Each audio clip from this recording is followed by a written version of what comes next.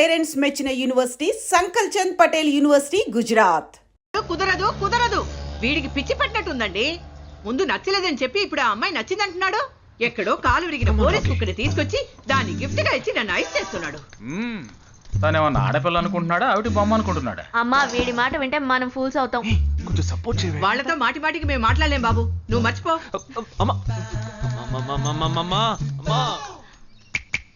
ఏంటి ఎగతాళిగా ఉందా? ఆ రోజు నచ్చలేదన్నాడు, ఇవాళ నచ్చానంటున్నాడు. తాళి కట్టిన తర్వాత నాతో ముచ్చటపడి నచ్చలేదంటాడు. ఓకేనా? నేను చెప్పేది విను. ఒక అబ్బాయి ప్రపోజ్ చేస్తే first I love you two అని లవ్ చేసి చూడాలి. ఒకవేళ నచ్చకపోతే బ్రేకప్ చేసుకుంటే పోయే, కానీ కాదని ముందు చక్కగా ఆలోచించి చెప్పాలి. ఈ వయసు వయ్యారం ఉన్నంత కాలమేనే అబ్బాయిలు మన చుట్టూ తిరిగేది. కొన్నేళ్లయ్యాక మనము అమ్మలకు మళ్ళీనే మనకే ఒళ్ళొచ్చేస్తుంది. అమ్మాయిలు వద్దు అని చెప్పే ముందు ఒక్కసారి వాళ్ళ అమ్మల్ని గుర్తు తెచ్చుకుంటే మంచిది. అదంతా నాకు అనవసరం. నేను జిమ్కి పోయి కరెక్ట్గా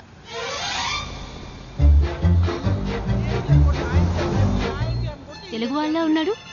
ఒక హాయ్ చెప్పు చూద్దామా? నేను వద్దనేది వీణ్ణే. హాయ్.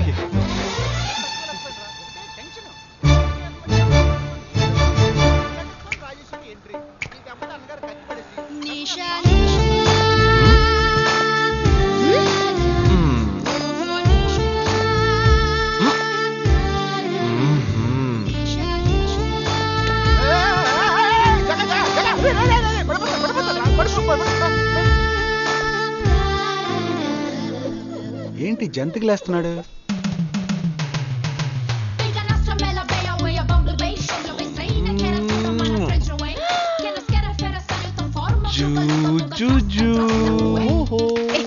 దిగు దిగు.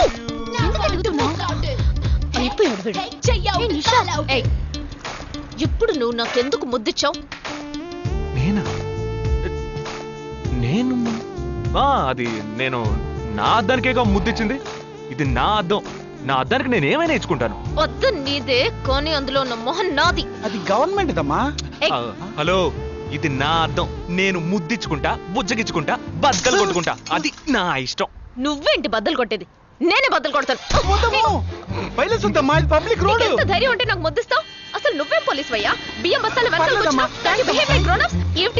పెడితే లోపల తోసి ఎరగదీస్తారు.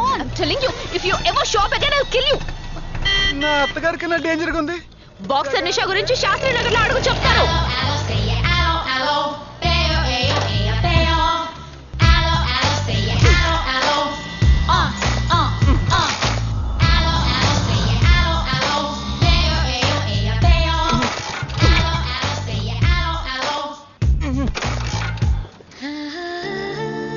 నువ్వు చూసినప్పుడే అమ్మాయి నచ్చిందని చెప్పుంటే నా బైక్ అద్దం పగలేదు కాదు కదరా. సూపర్ రా. మనతో మాట్లాడుతూనే బైక్ కీతో జంప్ అయింది కదా. మాట్లాడుతూ కాదురా, తిట్టుకుంటూ. మీ మధ్య నా డిపార్ట్మెంట్ బైక్ ఏం తప్పు చేసిందిరా?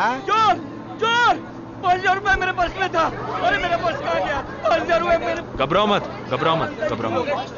चोर बस में ही होगा. मैं पुलिस वाला हूँ. हम दोनों पुलिस वाला हैं. सबको चेक करेंगे, पता चल जाएगा. Wait wait wait. ड्राइवर, बस को रुको. कोई उतरेगा नहीं. सबको चेक करेंगे.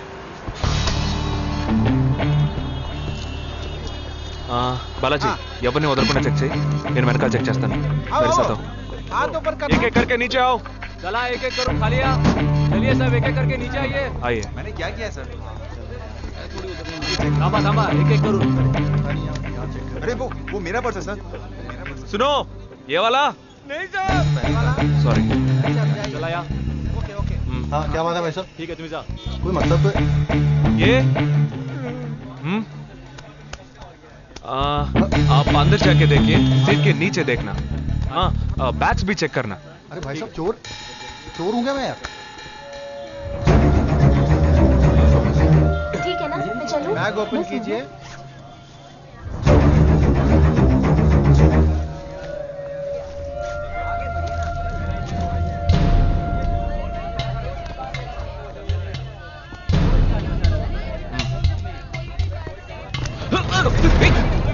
हाँ, पर्स को चोरी करके? मेरा पर्स. मेरा पर्स. दंगा वीडियो रहा.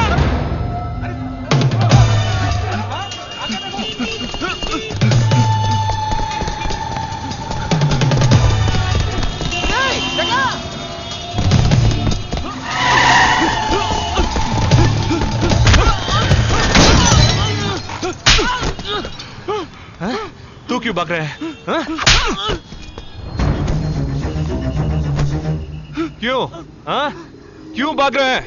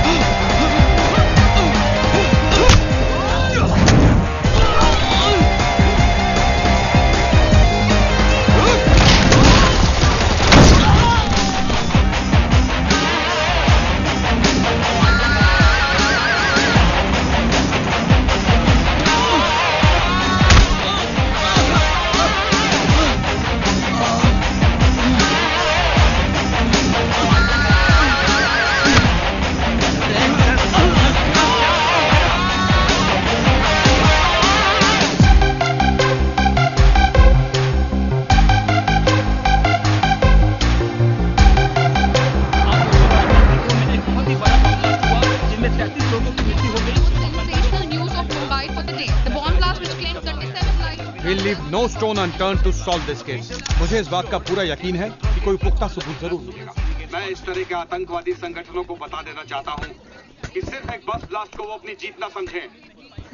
ముందండి ఎంక్వైరీ చేయడం మానేసి హాస్పిటల్ నుంచి ట్రీట్మెంట్ ఇస్తున్నారు చూడరా. अपने इस देश की जनता के लिए मैं अपने जिस्म को तार तार करके भी इनकी रक्षा करूंगा। जिस तरह अपनी जान की बाजी చూడు ఊపిరాడకుండా ఎలా మాట్లాడుతున్నాడు. వీడే పెద్ద పట్టుకున్నట్టు. అది నేనుండాల్సిన చోటు నువ్వే కిందకి ఈడ్చుకొచ్చేసావు. ఇలా టీవీలో గనక నేను వచ్చుంటే ఈ పాటికి మా అత్తగారు బెదిరిపోయి ఉండేది. ఇంట్లో సీనే రివర్స్ అయి ఉండేది. రేయ్ ఇన్స్పెక్టర్ అయి ఉండేవాడిని. कि जब तक मुझ जैसे जाबाज सिपाही about 18 people killed and about 26 people injured. బస్సులో బాంబు పేల్చి ప్రజల్ని ఆందోళనకి గురి చేయడం తీవ్రవాదుల ఉద్దేశం అయ్యుండదని, మరో చోటికి తరలించే సమయంలో ఊహించని విధంగా ఆ బాంబు పేలి ఉండవచ్చని, పట్టుబడిన అజ్మల్ లతీఫ్ వంటి తీవ్రవాదులు ఇంకా ఎంతో మంది ఉండి ఉంటారని, వారి భవిష్యత్ ప్రణాళికలు కూడా ఏమిటో తెలియకపోవడం మరింత భీతిని కలిగిస్తోందని హోమ్ మినిస్టర్ విచారం వ్యక్తం చేశారు. ప్రస్తుతం ఆంధ్రప్రదేశ్ యాత్రాంధ్రప్రదేశ్ గా మారింది. పాదయాత్రలకు వస్తున్న ప్రజానికాన్ని చూసి నిజానిజాల అంచనాలు తారుమారవుతున్నాయి.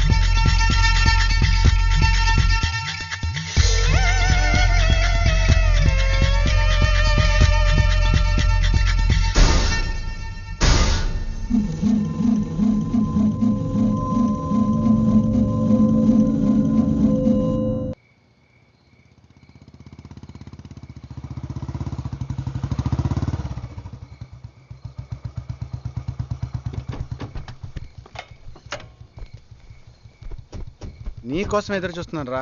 ఏ లోపల పద చెప్తాను.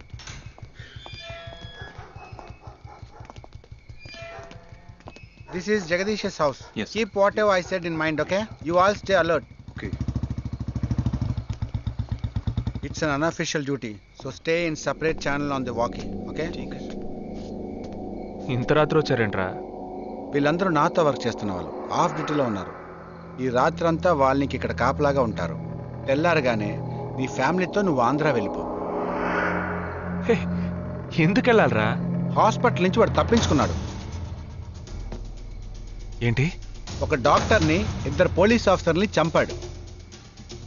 చంపాడా? నీకు తెలియదులే, నువ్వు లోపలికి వెళ్ళు. నువ్వేగా వాడిని పట్టుకుంది. ఒకవేళ నేను వెతుక్కుంటూ వస్తాడేమోనని చిన్న డౌట్, అందుకే వెళ్ళి తీసుకొచ్చాను. ఆప్ దోనో పీछे जाइए. సరే నేను వెళ్ళొస్తాను రా, జాగ్రత్త.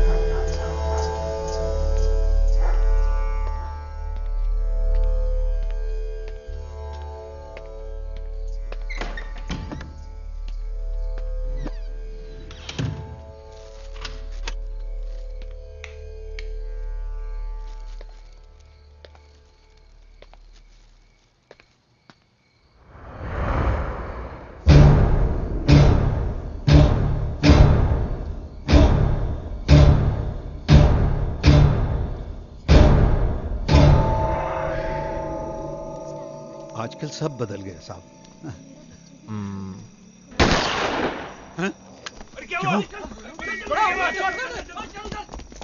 जल्दी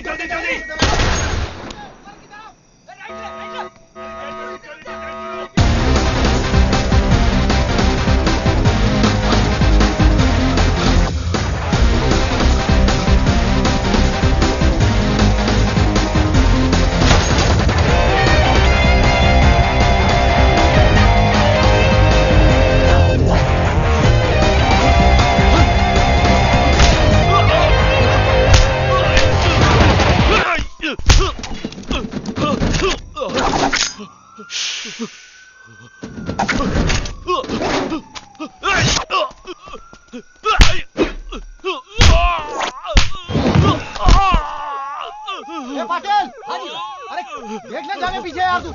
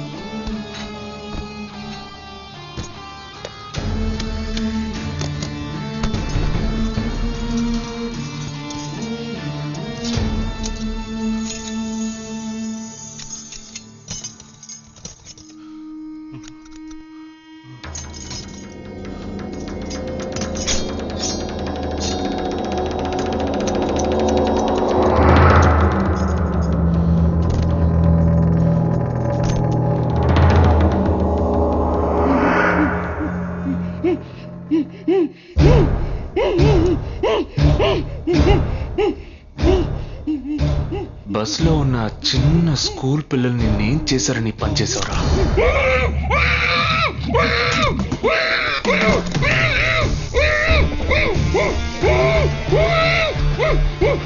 నేనేమి అడగకుండా వేలెందుకు కట్ చేశానో చెప్పనా? ఇప్పుడు ఒక ప్రశ్న అడగబోతున్నాను, దానికి సమాధానం చెప్పకపోతే ఏం జరుగుతుందో నువ్వు తెలుసుకుంటావా?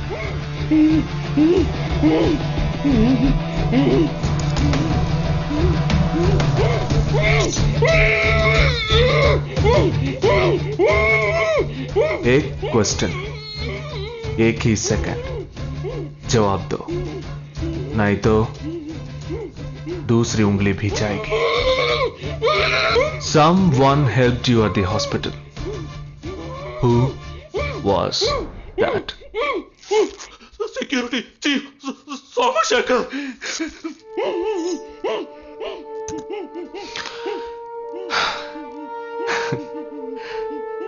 That's it. So simple.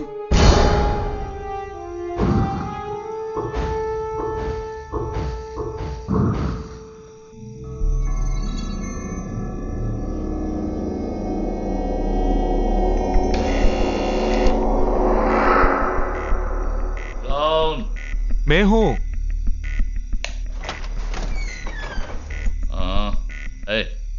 कौन है तुम? इस टाइम पे ये क्या कर रहा है? అబ్బా ఎవరండి? अरे क्या वस्तुना? अरे तेरा से पूछ रहा हूँ क्या कर रहा है इधर? మీతో కాస్త మాట్లాడాలి. కొంచెం మేడ మీదకి వస్తారా? ఇంత అర్ధరాత్రి ఏంటయ్యా? పొద్దునే రా మాట్లాడుకుందాం.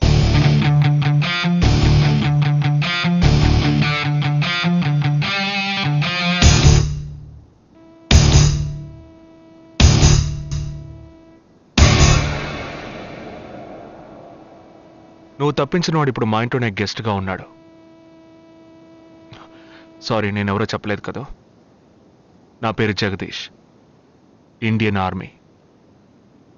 కానీ నేను అది మాత్రమే కాదు, DIA, డిఫెన్స్ ఇంటెలిజెన్స్ ఏజెన్సీలో వన్ ఆఫ్ ది స్పెషలిస్ట్, మిలిటరీలో సీక్రెట్ ఏజెంట్. ఈ విషయం నాతో వర్క్ చేసే వాళ్ళకి, నా ఫ్రెండ్స్కి, అంతెందుకు నా ఫ్యామిలీ కూడా తెలియదు. మరి ఇదంతా నీతో ఎందుకు చెప్తున్నాను అనుకుంటున్నావా? నువ్వు ప్రాణాలతో ఉండబోయేది లేదుగా.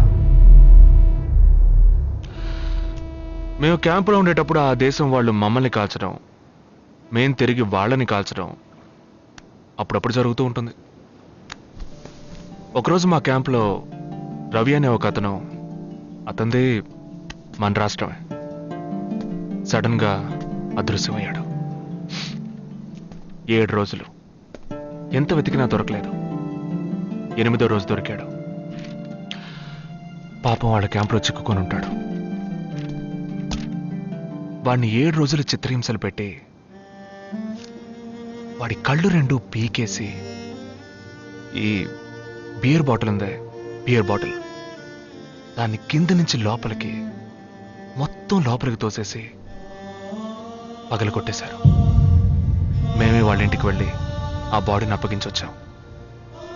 తల్లి గుండెలు బాదుకుంటోంది, తండ్రి ఏడుస్తున్నాడు, అక్క చెల్లెళ్ళు కన్నీళ్లు కారుస్తున్నారు. 14వ రోజు వాడి తమ్ముడు వచ్చాడ్రా మిలిటరీకి. ఇక్కడ మీరంతా సంతోషంగా బతకాలనే కదరా అక్కడ రోజు మేము చస్తున్నాం.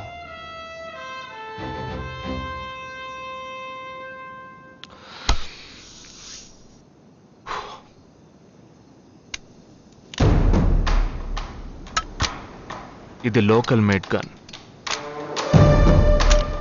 ఇది నా గన్.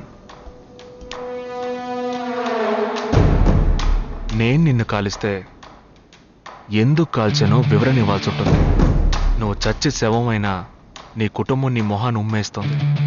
నీ పిల్లలు సిగ్నల్ దగ్గర ముష్టెత్తుకుంటారు. నీ పెళ్ళాం రాత్రుల్లో రోడ్డు పక్కన నుంచొని చేతులోపి పిలుస్తూ ఉంటుంది. అదే నిన్ను నువ్వే కాల్చుకుంటే డ్యూటీ పీరియడ్లో సూసైడ్ అని మీ ఇంట్లో ఒకరికి ఉద్యోగం వస్తుంది, PF డబ్బు వస్తుంది, పెన్షన్ ప్రతి నెల వస్తుంది. నిర్ణయం నీకే వదిలిపెడుతున్నాను. ఆ గన్ను ఏమాత్రం నా వైపు తిరిగినా నేను నిన్ను కాల్చేస్తాను.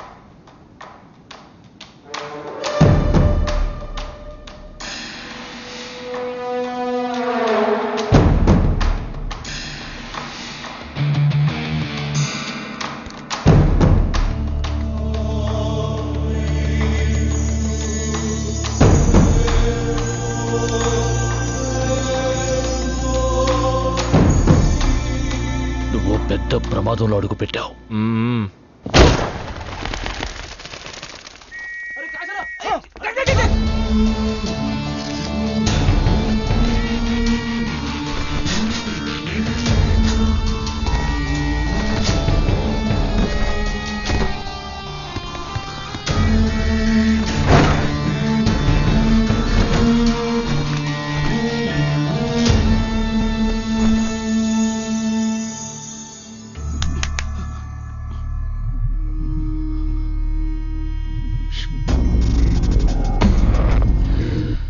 మీ ఇద్దరికి పూర్తిగా ఏమీ తెలియదని నాకు తెలుసు. ओह सॉरी, मुझे पता है तुम दोनों को पूरी बात पता नहीं.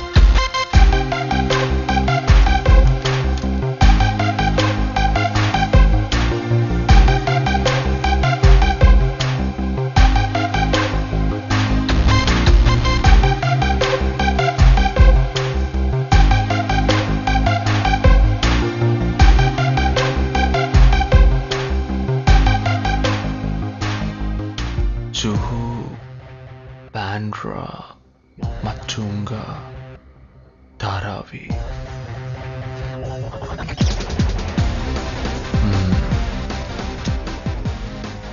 ముంబై సిటీలో 12 చోట్ల అటాక్.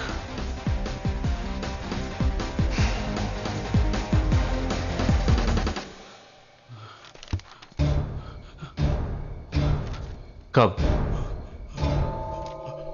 27th.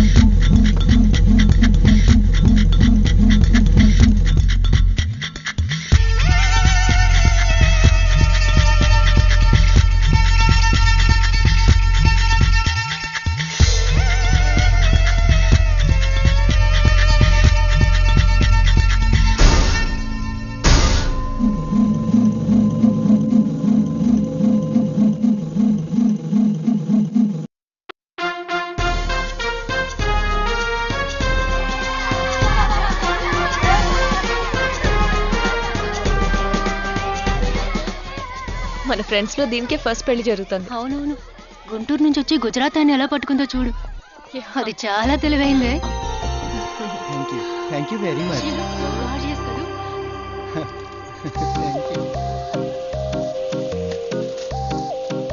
సిగ్గు చూడు. Thank you. Hi, congratulations. Hey wow, thank you. Hi thank you. నాకు చిన్న డౌటా? ఏంటి? ప్లీజ్ ప్లీజ్ ప్లీజ్ 5 నిమిషాలు అట్రావే. ఈ నదిలేసి ఎలా రాను? ప్లీజ్, నాకు తల పగిలేట్టుంది. Sorry, excuse me, 1 minute.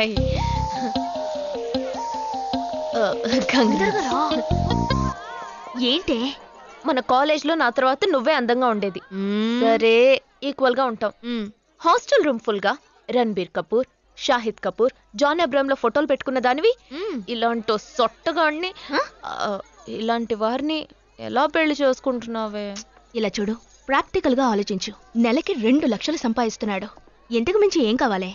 పిచ్చిదానా, అందానికి సంపాదనకి సంబంధం లేదే. సంపాదించేవాడు అందగాడే అవ్వక్కర్లేదు. నన్ను పోనివ్వే. చూడు, రిసెప్షన్ లో ఒక్కడే ఫోటోస్ కి పోసిస్తున్నాడు. అది కాదు, ఒకడు అందంగానూ ఉండి చక్కగా సంపాదించేవాడు అయితే తల్లి దండం పెట్టి మరి పెళ్లి చేసుకో.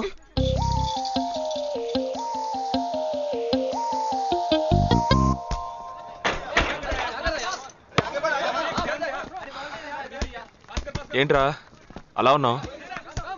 ఒక విషయం గురించి ఎంతో ఆలోచిస్తున్నాను రా, సరైన సమాధానం చిక్కట్లేదు. ఏంటో చెప్పు, నాకు చిక్కుతుందేమో చూద్దాం. పోలీసు నా వల్లే కావట్లేదు. ఈయన వచ్చాడండి పెద్ద. పోలీసు వాళ్ళకి మిలిటరీ వాళ్ళకి ఉన్న తేడా ఏంటో చెప్పనా? వాళ్ళు ఎవరు బుద్ధిని ఉపయోగించాల్సిన అవసరం లేదు. అటెన్షన్ అంటే కాలు కలపడం, స్టాండర్డీస్ అంటే కాలు విడదీయడం, షూట్ అంటే దడ కాల్చి పారేయడం. కానీ పోలీసు వాళ్ళు అందరం బుద్ధిని ఉపయోగిస్తాం. పిక్ పాకెట్ గాడిని పట్టుకోబోయే ముందు పిక్ పాకెట్ గాడి మళ్ళీనే ఆలోచిస్తాం. హంతకుడిని పట్టుకోబోయే ముందు హంతకుడి మళ్ళీనే ఆలోచిస్తాం. తీవ్రవాదిని పట్టుకోబోయే ముందు తీవ్రవాదిగానే మారుతాం. అలాంటి పోలీసుని నా బుద్ధిని నేను ఉపయోగించుకోగలను, కానీ నువ్వు వెళ్ళి బంతాడు ఆడుకోమ్మా. నీ సమస్య ఏంటో చెప్పరా, పరిష్కారం ఉందో లేదో చెప్తాను. సరే, పరిష్కరించరా. ఆ టెర్రరిస్ట్ తప్పించుకుపోయాడు కదా, ఆ రోజు రాత్రే ఒక పోలీస్ ఆఫీసర్ తన ఇంట్లో షూట్ చేసుకుని ఆత్మహత్య చేసుకున్నాడు. ఆ తీవ్రవాది తప్పించుకుపోయేటప్పుడు ఆ ఆఫీసరే డ్యూటీలో ఉన్నాడు. ఈ 2 ఇన్సిడెంట్లకు ఏదైనా సంబంధం ఉన్నదేమో అని నా బుర్రకి ఇప్పుడు వచ్చిన డౌట్.